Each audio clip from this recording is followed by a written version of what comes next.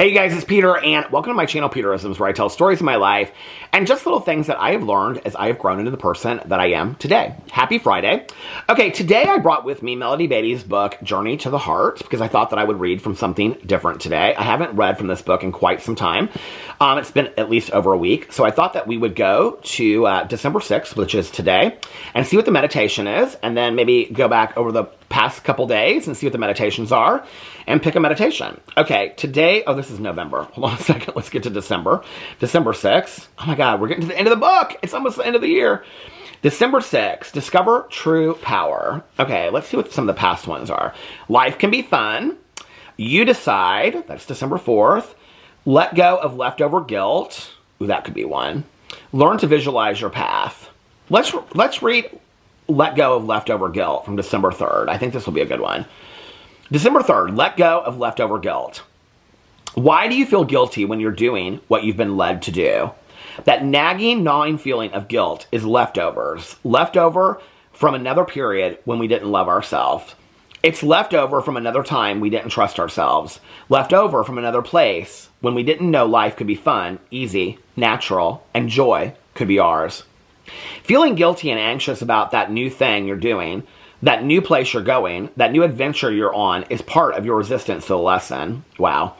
Part of your shying back from the idea that you can truly, absolutely, and fundamentally love yourself and enjoy all parts of your life. Soon, you will see that you've been led to the very place you're at right now. The very thing you are feeling guilty and anxious about is the very thing you've been led to do to take you on your next adventure. Life is abundant. We can bask in self-love and the healing resources around us. Our movements, our activities, our days and hours and nights can flow easily, naturally, and we can do the things we're led to do without feeling guilty. Recognize the guilt and anxiety of resistance as just that, resistance. Then let yourself go on your journey of love without spoiling it with guilt. Okay, what's it part? Feeling guilty and anxious about that new thing you're doing, that new place you're going, that the new adventures you're on is part of your resistance to the lesson. Part of your shying back from the idea that you can truly, absolutely, fundamentally love yourself and enjoy all parts of your life. Okay, why do you feel guilty when you're doing what you're led to do? You know, the idea of guilt is interesting to me. It's obviously something that I've really, really struggled with, especially in the last couple years. I had somebody say to me, I don't know, a year ago, somebody said something to me to the effect of, what is really the point of guilt? It was something that I had said to me years before.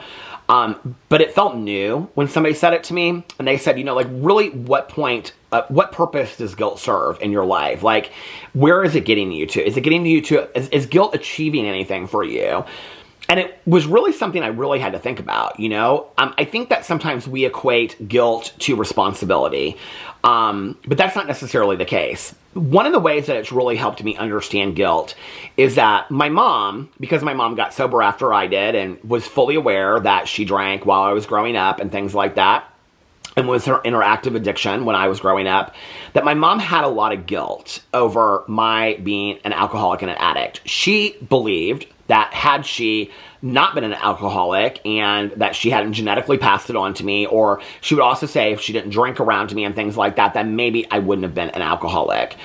When I was early in sobriety, some of the things I would say to my mom were, if you take responsibility for that, then you also own the responsibility of my sobriety, and that's not fair because I did the work. But the other questions we would have, because it would come up quite a bit with my mom would say, I just feel so guilty, I just feel so bad, like, you know, like, I did the best I could. And my mom did. She did do the best that she could at that time.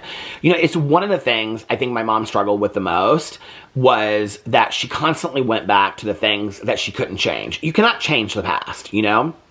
As much as we would like to, you cannot change the past. But my mom, I think, always used it as a reference point.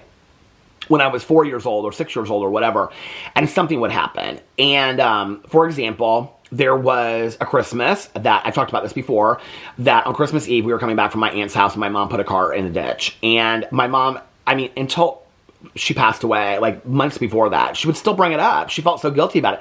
I told her so many times, my mom getting sober was, besides my birth, the greatest gift my mother had ever given me. I had long forgotten that incident, the only reason I ever bring it up is because it's the one thing that my mom would hold on to, and so I only bring it up in reference to that.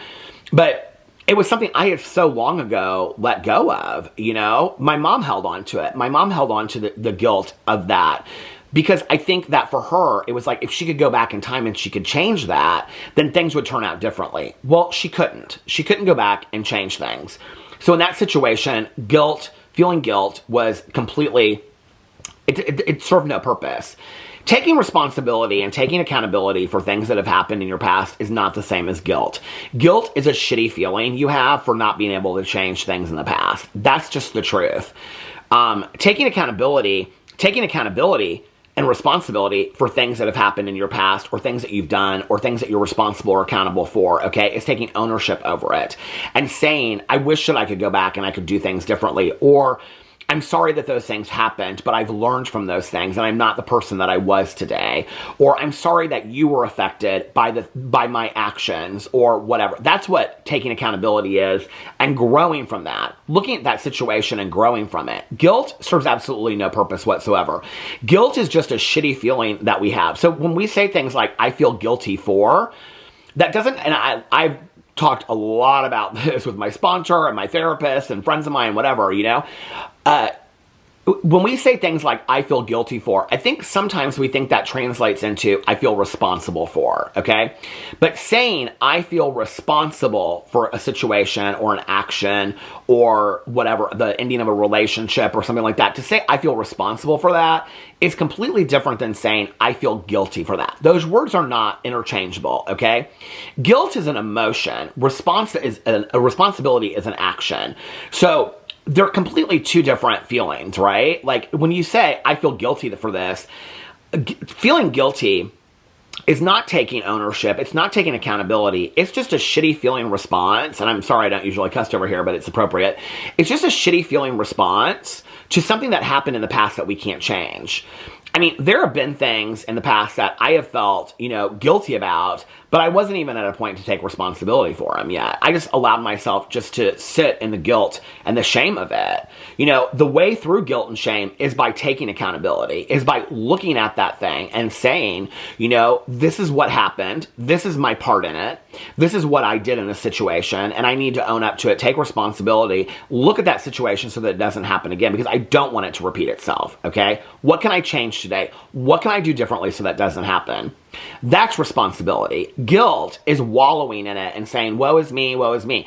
Guilt is really a victimization response. It's really a response to when you've done something that you feel shitty about, turning it onto you to kind of like victimize yourself a little bit because you don't really know what to do with that situation. The only thing, and I've been there before, I've been there a lot in my life, childhood, adulthood, whatever. I'm sure that a lot of us have felt guilty about things. But the reality is that guilt is just kind of like this hole we dig for ourselves that we can't really get ourselves out of. But ask yourself, I know there's going to be one person when I say this, they'll be like, well, I did feel guilty enough that it changed me. Okay, maybe you felt so much guilt and shame that it pushed you in a direction to change something. But like, is it worth it? When accountability and responsibility can get us there a lot quicker, I don't know that I feel like in my life, when I look back at shame that I felt in my life over things, I don't know that I think it's really done a lot of good.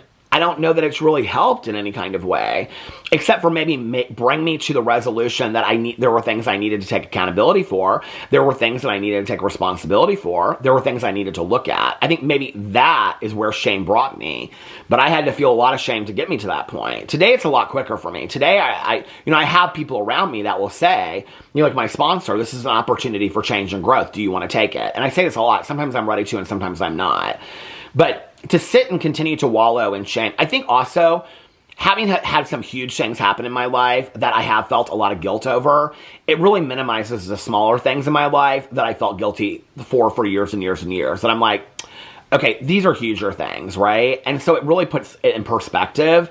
And I think, I don't know that I think that guilt and shame helps us at all. I just don't think it does anything for us. It's just a shitty response feeling that just makes us feel worse about ourselves.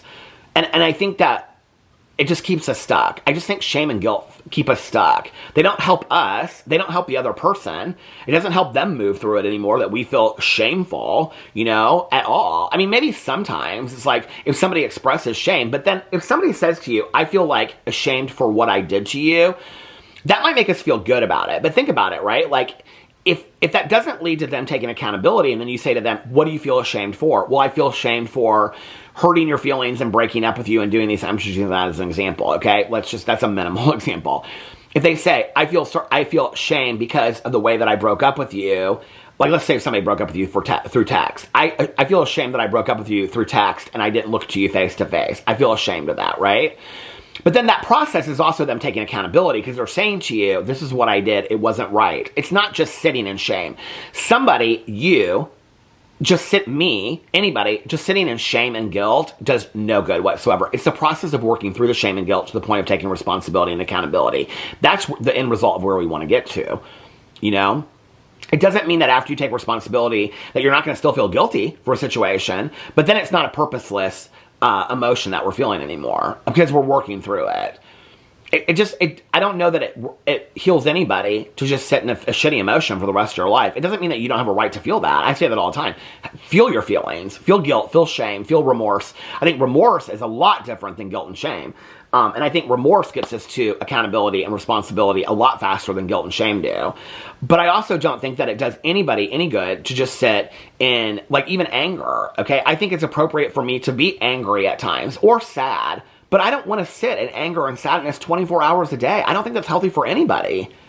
You know, do you want to sit there for 24 hours a day? I know I don't. I don't want to sit in anger for the next 24 hours, 7 days a week. I don't want to be there, you know? And I think that we also have a gift that when people come to us and they want resolve from guilt and shame, that we can allow them that. But I think that there's also the accountability that needs to come with that.